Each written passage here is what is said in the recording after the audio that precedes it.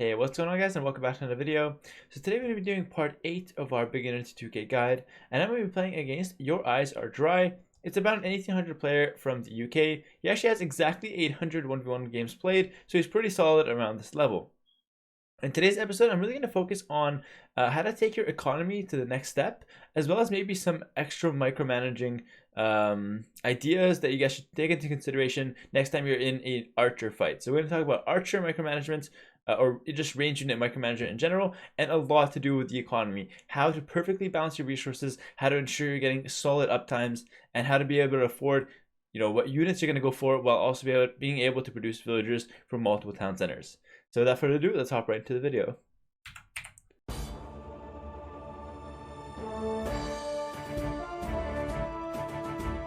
Yes. Alright, so we're just gonna hop right into it here. Like I said, we're gonna be a lot about economy, just how to balance all your resources in general, and we'll also talk about range unit micromanagement if we get access to range units in the game. Obviously, if we're doing like scouts into knights or whatever, then we probably won't talk about it. Alright, so let's go. Good luck, have fun, and let's jump right into this one. Alright. So we got Magyars for this one. Okay, might be some scouts opening. That's right away what I'm thinking about. He's playing as mains. Ooh, this is interesting. I might talk a little bit about how to counter Mezzo in this one. My sound is a bit loud though. I'm going to turn that one down a little bit. Cool, so I'm going to just do my standard start. You guys have seen this quite often now. I get all my stuff, aligned, get my sheep back to the town center, and then scout with the next two sheep. Scouting with my scout as well. This is all things you should at least know about. Whether you guys can do it or not depends on how comfortable you are with the early game multitasking. But regardless, here we got mains versus Magyars. I'm the Magyar player. Normally with Magyars, I want to open scouts. But versus Mezzo, opening scouts is actually very risky, because they can go men-at-arms into eagles if you go for the scouts opening, and then they can add in a couple spearmen, and then with spears and eagles, it's kind of hard to counter it because you can't really go into skirmishers, which normally you counter them if they go men-at-arms to archer with like a non-Mezzo civ. But since they have access to eagles, I actually don't like opening scouts versus Mezzo civs. Instead, I would recommend you guys open men-at-arms. And at this level, men-at-arms is quite common, so obviously mains doesn't have to go men-at-arms, but other than that, all they have is like a drush, maybe a drush fast castle option. And even men-at-arms is good for stat, because you can go men-at-arms and then add in towers later. So men-at-arm opening versus Mezzo, you can't really go wrong with that. So let's go ahead and go for that one. Alright. Again, just going to be scouting with some sheep here. Taking this back wood line is really my only option. My map isn't great. I have this forward wood line as well, but I don't want to take it right away because, I don't know, it's kind of like on the front and it's susceptible to a lot of things early game. Let's take this one in the back first, and then we'll take the one on the front as number 2. Alright, so take a look at my scouting here. It's pretty nice. I see majority of my map, and I'm going to be ready to go ahead and scout his map soon. Alright, so the reason I did this here is I sent a villager from my sheep, because this sheep will run out quite soon. So instead of waiting for this next villager to come out and take the boar, I set one a little bit earlier. It's just so I get this boar in at perfect timing, and you're going to see when it comes in. So let's hit it twice, pull it back, go back to my scout here, and next build we'll do a house. As I mentioned before, you want to make your house before the boar comes in. That way you can focus on the boar now. And there it is, perfect timing. So this is a small tip for you guys. You guys can easily maneuver when you bring your boar in by doing a trick like that to make sure it's perfect timing. It's not a big thing, but it's something you guys can keep in mind when doing your Dark Age, because like I said, you want to have a really solid Dark Age if you are playing around 1750 level. Remember, we are in the intermediate version of this guide, or not version, but rather state of the guide. Alright, so I'm going to next be going 4 on berries here. And now I'm just going to go ahead and scout my opponent. Take a look at my scouting. I see my stone. I see all 3 of my golds. Do I see my second stone? I do not, so I have to keep that in mind. It would be lovely if I do see it, but it's not the biggest of deals if I don't. So I just have to keep in mind that this is my only stone that I know of. Going to do the same thing here. Going to send an early vill. Next vill, go on to the boar. Just to bring in that boar at perfect time, or at least as close as possible. If you guys want to know how to adjust this distance, it comes with practice, honestly. There's not really any other way to do it. It just comes with practice. I'm going to put my next house here because I want to wall up with it. So here looks pretty good. like that, and look at that boar. Perfect timing. Comes with practice, like I said. Eventually, you guys will get it down. So just going around the standard builder here. Oh, he's scouting me around the back. So again, men-at-arms, can't really go wrong with the men-at-arm opening versus Mezzo. Pretty much counters, or at least gives you a chance to play versus every single one of their opening. Even if they go men-at-arm forward, or even that villager rush with Incas, they will kind of, like, men-at-arms would be the best opening versus that. Let's be careful. I'll scout near the deer for now. Let's get my barracks down. I'm not sure where he is, although I see his gold here. His TC is probably here, so you can play assuming that's the case.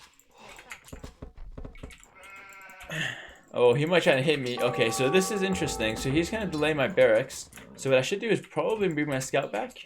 And I'll just wait till Loom and I'll get that one up. So it's not ideal, but it's not the end of the world. Let's get Loom, I'll bring my scout back. I'm going to make sure that that barracks goes up now. And let's continue going to gold here. So he's going to fight me. Let's fight him. I have Loom on the way. If my build gets low, I'm going to run it back. Ooh, I actually might lose that one. Yeah, I might lose that one. I got 5 extra HP. Yeah, he's taking some damage here. And now I can chase him. So, again, I kind of baited him there. Whether intentionally or not. Or otherwise. Let's get my mining camp here. I definitely have to finish my barracks. I'm a little bit behind here. But he kind of traded his scout for that. He lost his scout to try and lane me there. So, if you're ever in that situation, don't panic. Just run back and bring your scout back to defend. Alright, so let's get another lumber camp here. I'm a little bit behind. Maybe we'll build a barracks with these villas, and then I'll put a lumber camp on the front. You know, it's already seed a farm or two as well. Pretty standard men-at-arm build so far, though. Alright, so I don't know much about his map. I'm going to go back and scout his gold. I had to bring my scout back there to defend his early lanes. Make sure my economy is right. And this is what I'm talking about, the economy. I need extra wood to make my lumber camp. Alright? And I noticed, well, I only have 5 here, so I'm going to need a little bit more wood income. So I just put these villas on the straggler trees, and they will help me gather the wood. There you go. Some early game economy control that I was talking about. Again, I'll get much more in depth about this when we get to the Castle Age, because that's really when it kicks in, but that's a little early sign of how this can be useful. Alright, so notice how I'm a little bit delayed in my men-at-arm timing. I see his on gold. I still don't know what he's doing, though, if he's doing men-at-arms. I'm keeping an eye on my mini-map. And let's see if we can find his barracks here. Okay, so no militia queued up. Either he's on the way to attack me, or he is camping at home where I don't see him. Or maybe he's just going to go archers. We don't know yet. Alright, so let's just get all our upgrades here. Okay, so I'm going to go ahead and rush him. Keep an eye on my mini-map, because I don't know what he's doing. I don't know what he's up to. If his men-at-arms just sneaking around. So my eyes are peeled on my mini-map now. And at home, I'm just focusing on a little bit of my economy now. My target is going to be the gold and the berries. But again, I'm constantly looking at my mini-map. And there it is. Something shows up. And you know what? I don't have the skills to continue defending that. So let's just run these guys back. And I'll quickly wall up my wood instead. Alright, I'm not going to forget about my attack here, though. I'm going to try and do damage. Running back with my villas. And if he runs into my TC here, oh, that's a mistake. That is a big mistake. And at home, okay, let's just, at his base, so I dealt with his men-at-arms just by running away. No, again, no fancy quick walls, because I didn't need to. And now I can have my rush alive, and his is completely dead. Alright, remember, check idols every time you get raided. There it is. Every time you get raided, check your idols afterwards. And even if my rush isn't doing anything now, at least it's still alive. So I am housed here for a little bit, no big deal though. This is a standard men-at-arm into archer build. Okay, notice how I had 6 on wood. I'm sending 1 back, or 1 to gold, because I don't want more than 10 on wood. 5 on each lumber camp. That's the early game economy. And let's send a build now to wall up this side. Because I want to be safe. I'm going to the mid game now. I want to make sure I'm safe on the side and only open on a select front or fully walled if possible. Alright, now I'm going to work my way up to 8 on gold. The reason we want 8 on gold, or even like 7, 8 I would say, is to be able to afford 2 range archers, but also be able to save up for Castle Age. Notice how my men-at-arms, I'm kind of pulling them back. He has archers, I'm going to pull them back, and let's try and attack on the side. Let's try to go all the way around and hit his gold again. You never know when he takes his walls off his gold. So this could actually do some damage for me. And any damage I get from these men-at-arms is bonus, because he didn't get any damage done with his. So these are kind of extra for me. I'm not going to run down the center though, because he knows about it and he has got archers there. So we got to really go around the side here. Let's do that. You never know when he breaks open these walls to send more vills to gold. And at home, I'm just going to do some standard archer build. Standard men-at-armed archer build. Again, just walling up with 2 builds here. One on the side and one on the front. Getting all my important buildings. Alright, once I get up to 7 on gold, it's just going to be farm, farm, farm. The reason you want to farm as quickly as possible, oh, he sees me there, is just to be able to get to Castle Age as quickly as possible. So I have my blacksmith. I don't need any more wood buildings. Let's see if I can do some damage here with my militia rush. He knows, again, we're going to run. This is at very best buying me time. Or sorry, at the very least, buying me time. The best I can get is maybe find some damage on the side. For now, just buying some time. Continuing walling on this side. Again, I'm not wasting any unit. I'm just kind of playing slow, playing smart with my units, and managing my economy properly at home. So again, I'm making as many farms as possible, because the faster you farm, let me explain this for a second here. The faster you make your farms in Feudal Age, the faster that wood gets converted into food. So for example, let's say I have a minute of gathering. Is it more, and all I want is food to be able to get up to Castle Age, because I need 800 food. I don't really need any other resource. 200 gold, but we can get that after. That's no big deal. Alright? I can just cancel our sugar production for a little bit and we can get that 200 gold. But the 800 food is quite a big milestone. So the way to get that food is to farm as fast as possible. So take the scenario I'm presenting. You have a minute to gather resources with a villager. Let's say you gather 30 resources per minute. I don't know the number. Let's just assume that's the case. Is it more efficient to gather for the first 30 seconds wood, so you get 15 wood, and then make a farm, and then get 15 food? Or is it better to make the farm right away and get that 30 food? Well, the point I'm making here is, you want to make that farm as quickly as possible so the villager can start gathering food. Now put that on a larger scale, which is your Feudal Age economy. I've got villagers coming out of my TC.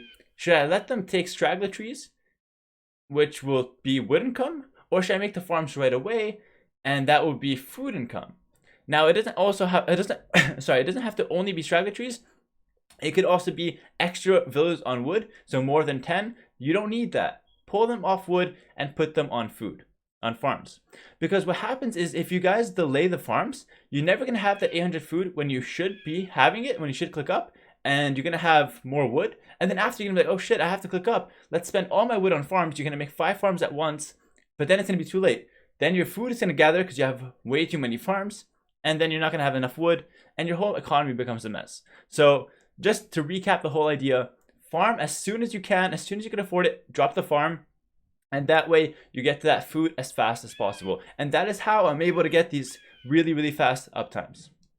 All right, let's go back in here. So notice how as soon as I get 60 wood, I'm making a farm.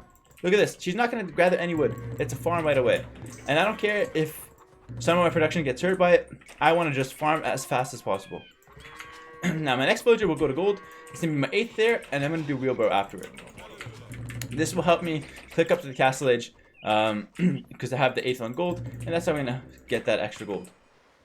So I have fletching done. All is looking good. I'm walling up slowly as well on both sides with 2 villagers. Again, he's still worried about this men-at-arm rush, which could come in at any second now. So that's just why I'm chilling at home. And you know what? Instead of having the archers here where they're doing nothing, I could attack, but I could also defend. Let's just defend. Let's play it safe. Alright. Since I know I have a pretty solid economy right now, let's just play it safe. And with the men-at-arms, I can attack with these guys. So if you're a really aggressive player, attacking with these archers could be a good move. Alright? If not, just chill at home. Be a smart player. It's much better to be a smart player than an overly aggressive one. Alright, let's bring that villager back. Alright, now I can start adding a couple more to wood. Notice he walled here, and he's gonna run right into my archers here, so he's running right into my trap. Alright, the next builds will go on wood, because I don't need any more farms. And it looks like he's camping at home as well. So he did a smart move here. He scouted my army. I'm scouting his. I noticed he got armor, so he might be slower up to the next stage because of that. Alright, I'm buying time with my units. Let's send my men-at-arms in now, while I fully wall at home. Alright, once I get to like 700 or 800, or sorry, 700, 750, I'm going to idle and click up by garrisoning all my villagers. Constantly making archers, and again, my men-at-arms, maybe a mistake I wasted them, but they're not going to do much for the rest of the game, so I'm just buying some time with them. keeping my opponent at home. Alright, now comes the next economy decision. Let's just actually just suicide the scout. Yeah, that's fine. Now comes the next economical decision. So first off, let's get all our upgrades as we click up to the next stage. Gold mining is very important. Notice how he can actually hit me here. I have to be careful about that. Gold mining is very important. Armor is very important. Alright, my next economical decision is, now that I'm going up to the next stage, I'm going to be investing into archers. So I don't actually need too many farms. So let's actually, this farm finished, let's pull her off, her two, and send them to wood. I only need my farms to come back up once I get multiple TCs down. But first I need the wood. So again, I'm taking my vills off. It's very important that you do that, because I need my wood now and I need food later. I don't need the food now. So I'll reseed those farms later. I'm also going to get a horse collar, so when I do end up reseeding the farms, I have it ready. Alright, any vill that's idle now is going to just either be walling, like this, with houses, or sent to wood. I'm going to need a lot of wood in the early castle age, and only a little bit of food to get all my essential upgrades.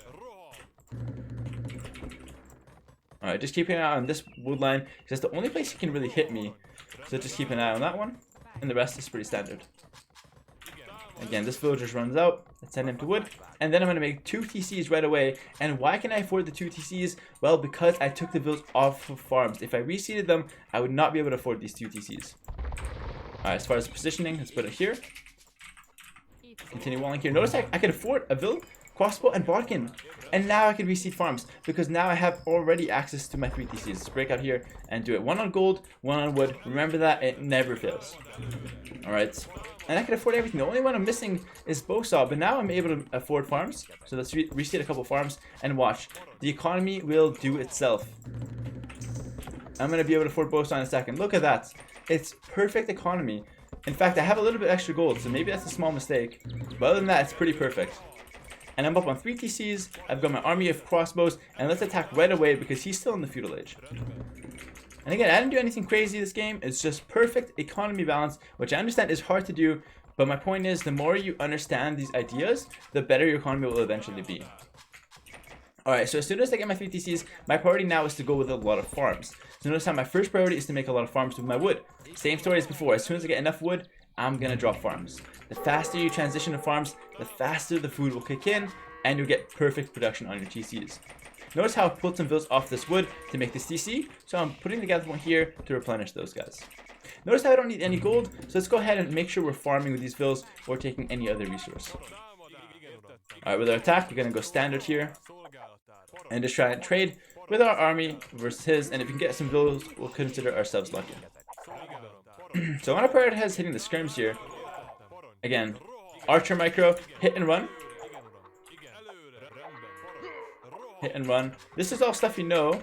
Again, I'm just focusing on my economy at home as well. Too much wood in the bank. Let's make some changes to that. Again, if it's too much, pull back the micro. It's not important. The important thing is your economy. Trust me on this one. Micro comes second 90% of the time. Okay, unless it's an important thing to micro. And notice how my gold is starting to float here. So this is maybe my only mistake so far. But again, everything else is being spent. And now I'm in the mode after I have perfectly running TCs where I want to spend as many resources as possible here. Alright, so let's go back and try to micro. Alright, so how you want to do this? So this is what I'm thinking about when I'm microing crossbows or archers. Basically, my plan is I want to hit his army, but not only any unit in his army. I want to hit the closest unit of his army to my army. So if I'm facing this way or like diagonal and his army is here at an angle, I'm going to hit the person that's at the closest point or the furthest point or the edge of his army, the closest point or the closest unit to my army, if that makes sense. I hope it's making sense. But I'll point it out as I start microing here. I'm going to aim for the closest unit, and then when I move, I'm going to move away from his line of fire. So it might sound a bit weird, but I'll show you guys as I'm microing here.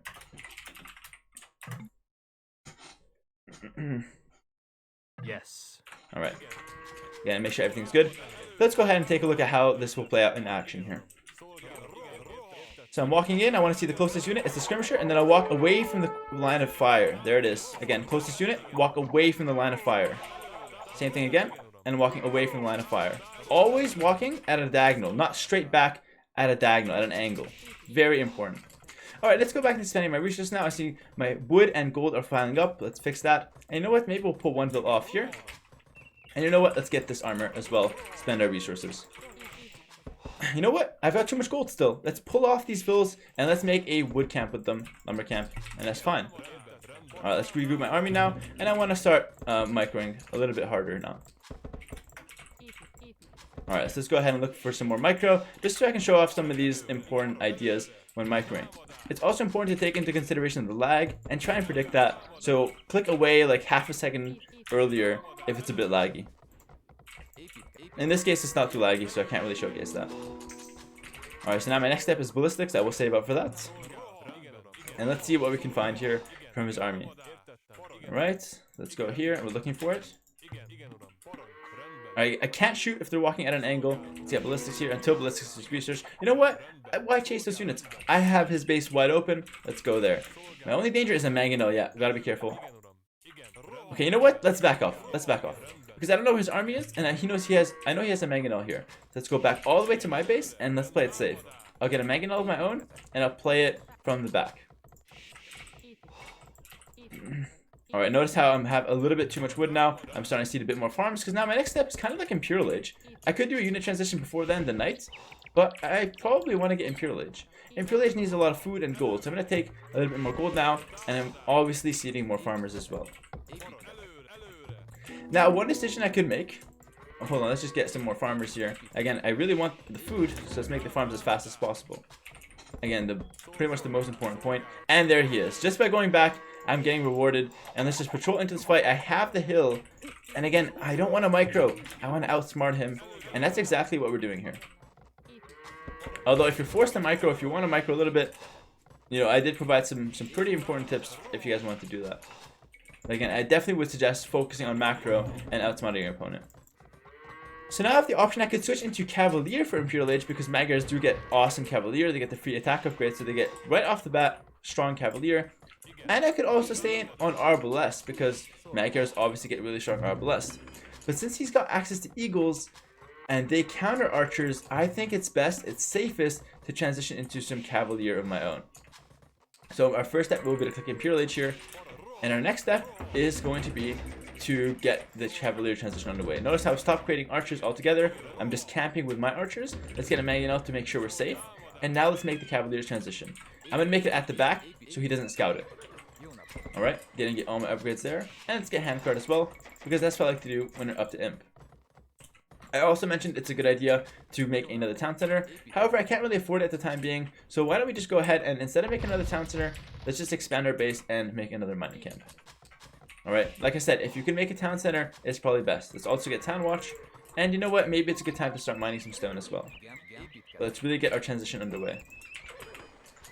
And again, the way I'm making these transitions, getting a heavy plow as well. The way I'm making these transitions is I'm just thinking about the matchup. It's all about the matchup.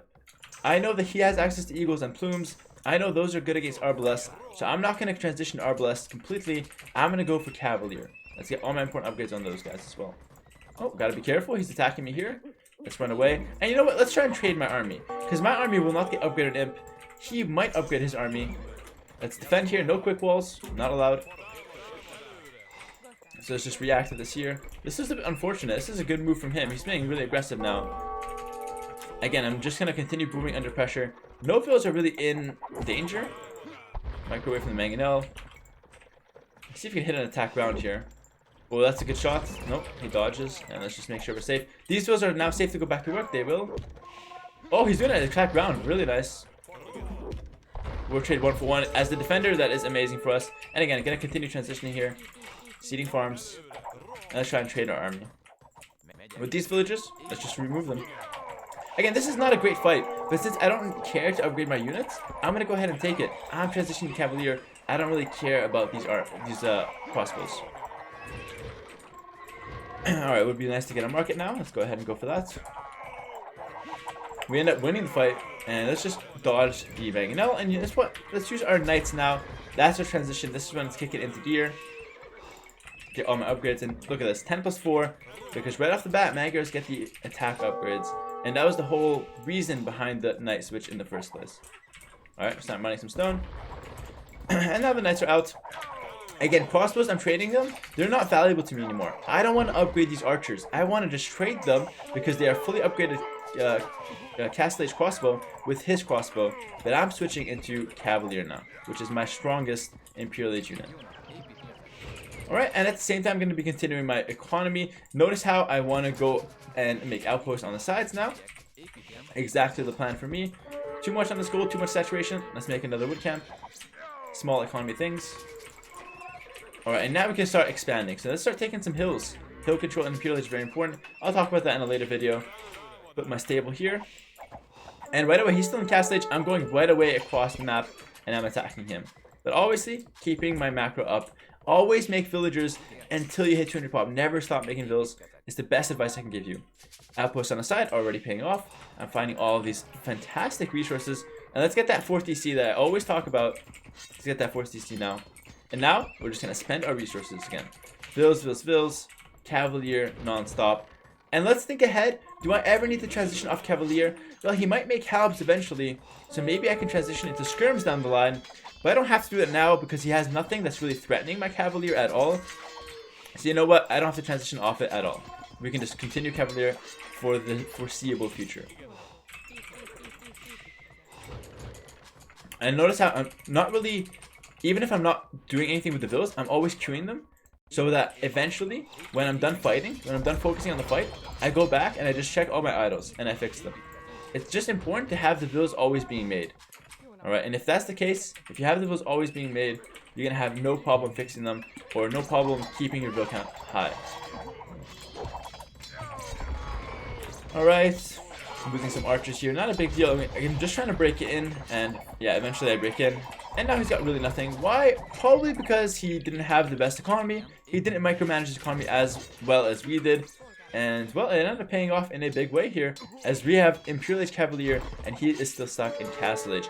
Notice how, even if I'm winning on the front, I'm always considering the side expansion still. Outposts always going up. This is how you guys secure wins. Make use of the whole map. It's not just a linear game. There's relics to take. There's hills to control. There's sides, extra resources to take control of as well. It's very important to not play only down the middle. Even though that's my main attack, I'm still transitioning to extra resources on the outside. Now let's go for Paladin because I can afford it. My wood is starting to get high. Let's sell some and let's make a few more farmers as well. Again, just stuff to always try and balance my economy. My food is getting high. Sell a couple of that, but continue making a bunch of Cavalier. Spending my resources all on Cavalier now. And the Paladin upgrade, of course. I'm always checking my idols as well. I'm always clicking my idol button. It's very important. He's up to Imperial Age. Again, with this Cavalier, I really want to try and get in and do damage. I'm noticing he's going to go for plumed archers now. He's got a lot of castles going down. So I still don't have to transition off of Cavalier. It's still good versus plumes. And if you guys ever are not sure about whether something's good versus plumes or not, or whether something's good against a certain unit or not, just try and take a risk. And then if it works, then, well, you were right. And if it didn't, then you know for next time. But never do half of one thing. Never go like, oh, I'm not sure. Let me make like 3 units and not upgrade either of them. And then end up failing that way. Commit to an army composition. Alright, so I'm seeing some pikes from him. You know what? Plumes, pikes. Maybe it's time for me to transition to skirmishers. Again, I'm always breaking villagers. Let's go ahead and make some skirms now, though. And I already have the initial, archery ranges. So I can just get all the upgrades for skirms. And there it is. I have my counter unit to his plumes and his potential halbs. I don't have to, you know, do a huge transition to another unit. If I have a simple transition, like I don't have to go onagers. I can just go skirms because I already have the upgrades for it. Although onagers would be decent as well. But again, 1 gold unit and 1 trash unit, and then 1 siege unit, which I think should be traps once we get castles up. So let's go castles on the hills. And with the paladins, these are still pikes. I can still fight them. It's only the halbs I'm really scared of. And again, let's spend our resources here. But there it is. The GG's called. And that's pretty much the end of the game. So I know near the end there, I talked a lot about some things that I was doing in Imperial Age. Don't worry about all of them. I will go over them in future videos where I will make sure I'm going to get to Imperial Age and we'll play the late game out. I know that's something you guys want to see. But for the time being, let me go ahead. Oh, no problem. Let me go ahead and recap the Imperial Age fast, and then we'll talk about the entire game. So in Imperial Age, the main thing you want to do is always make villagers and commit to your main unit first. So my main unit in this case was Cavalier. So keep making Cavalier, upgrade to Paladin, upgrade all the upgrades on it, but always make villagers. And then meanwhile, since I'm only making one unit, I don't really have to think about too many transitions. Let's focus then on taking the map. Let's take the extra resources. Let's take the relics. Let's take the, control of all the available advantages around the map while we have the map control. Then later, when I see some counter units, I'm going to start thinking about some of the things I can do to improve my composition and counter his counters, if that makes sense. So I saw plumes and halbs from him. I was going to go skirmisher. That's my trash unit. So I've got my gold unit. I've got my trash unit. My next step is to consider my siege unit. Assuming the game is still even after I've done all these good transitions, I'm going to need a siege unit to be able to push him and actually, gain space on the map, take out castles, etc. So when considering your siege unit, it's important to consider what you need. If you need something to take out mass units, Onager or Heavy Scorpion is pretty good. If you need something to take out buildings, Siege Ram or Trebs is really good. And if you need a mix of both, Bombard Cannon is your best friend, assuming your Civ gets access to it. So that's pretty much it for the Imperial Age. It's really just a race to 200 pop and doing a solid composition while taking control of the map when you can. I know it sounds easy, but it's obviously very hard. I know that it comes with practice, and I'll definitely talk about it in future videos. But for the main purpose of this video, we talked about the economy. Now, when it comes to the economy, it's pretty much an ever-changing aspect of your gameplay. Your economy will not be the same throughout the game. Things change. You might lose some villagers. You might have to send a couple of villas extra to wood. At a certain point, those villas don't have to be woodcutters their whole lives. You can take them off. You can adapt your economy to what you need to do in the current moment. It's not something that will last the entire game. So notice, for example, when I was up into the Castle Age, when I was going up to the Castle Age, my plan was to make crossbowmen. I didn't need that many farms. So the farms that expired, I sent them to wood instead. And that did a couple things. That made me not float food. And it made me save my wood because a farm costs 60 wood. And so if I made those farms, I wouldn't be able to afford TCs. So think about it. I got my TCs up faster because I knew this trick. If my opponent didn't know, bam, already I get a villager lead, which is pretty much the whole point of Castle Age, right? So again, keep in mind, you don't need to always kill your opponent or get good fights to get villager leads. Just these little tricks with your economy can help you do the same. And also, one last thing, in Feudal Age, you really want to consider how fast you get your farms with any build that you're going for. Obviously, if you need the wood to make ranges or to make units, use that, but you don't want to be floating wood. That you want to turn that wood as fast as possible into farms to then collect a lot of food and be able to save up for that Castle Age. It all comes down to what you want to do at this current moment, and you want to shape your economy to help you achieve that goal. So I hope this video was helpful. I know I covered some complex topics in this video, so if you have any questions, make sure to comment down below and I'll be sure to answer them. I read all the comments and I respond to most of them. So again, don't hesitate, just let me know. And this game, I didn't really take any crazy fights. I tried to talk a little bit about micro, not much. I'll carry on talking about it in future videos. And it really just came down to playing smart and making the right transitions with the staples.